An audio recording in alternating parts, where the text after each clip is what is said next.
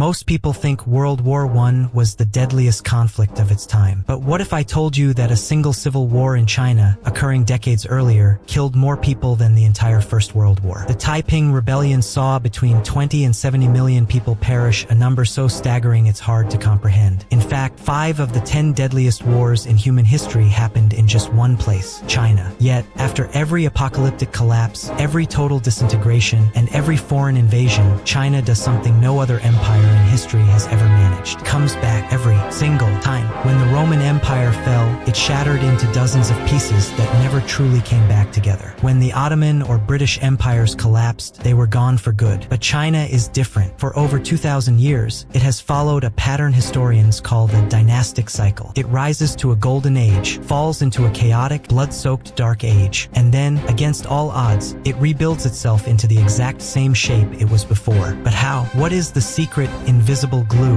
that keeps a billion people from staying apart? Today, we're going to look at the 3 hidden mechanisms that allow China to cheat death and rebuild from total collapse time and time again. The invisible glue. To understand how China rebuilds, we have to go back to the year 221 BC. The first emperor, Qin Shi Huang, did something that changed the course of human history forever. He didn't just conquer his neighbors, he standardized their lives. He created a single currency, a single system of weights and measures, and most importantly, a single writing system. But why did this decision change everything? Because in Europe, as languages evolved into French, Italian, and Spanish, people stopped being able to talk to each other. In China, even if 2 people spoke completely different dialects, they wrote in the exact same characters. This meant that even during a 300-year civil war, the idea of China remained intact. The scholars, the poets, and the generals all shared the same mental map. They weren't fighting to create new countries. They were fighting to see who would rule the only country that mattered. But even a shared language isn't enough to run an empire. You need people. The meritocratic engine during the Sui and Tang dynasties, China perfected a system that would make it the most stable bureaucracy on earth, the imperial examinations. For over 1,000 years, the only way to get power in China wasn't through your bloodline, but through a test. This created a massive class of scholar officials who owed their status not to a local king,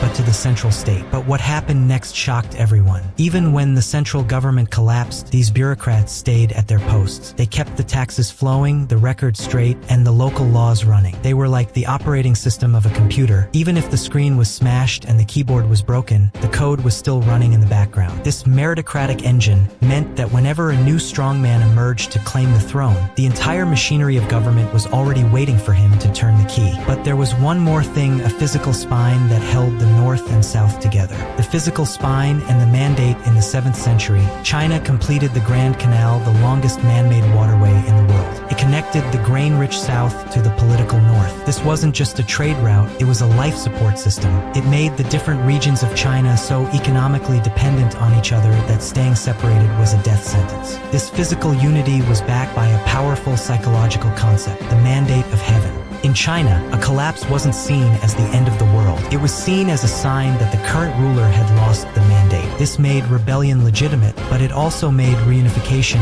the only possible goal. The people didn't want to be free from the empire, they wanted a better empire. This cycle of unity, chaos, unity became the heartbeat of the civilization. But in the 19th century, that heartbeat almost stopped forever. The most brutal collapse in China's history wasn't an ancient war, but the century of humiliation. Starting in the 1840s, China was torn apart by opium wars, foreign colonial powers, and the horrific Taiping Rebellion we mentioned earlier. By the early 1900s, the empire was gone, the economy was in ruins, and the country was a patchwork of warring states. Most observers at the time thought China was finished, that it would be carved up like Africa or the Americas. But what the world didn't realize was that the invisible glue was still there. The shared language, the bureaucratic tradition, and the deep-seated belief in the mandate of heaven hadn't disappeared. In just a few decades, China went from a starving, broken agrarian society to the second largest economy on earth. It wasn't a rise, it was a return. The most surprising part of the story is that China isn't just a country trying to be a superpower. It's a civilization state that has spent 2,000 years practicing how to come back from the dead. China's history tells us that no matter how deep the collapse, the pieces are always designed to fit back together. It's a civilization built on the idea that unity is the natural state of the world, and chaos is just a temporary fever.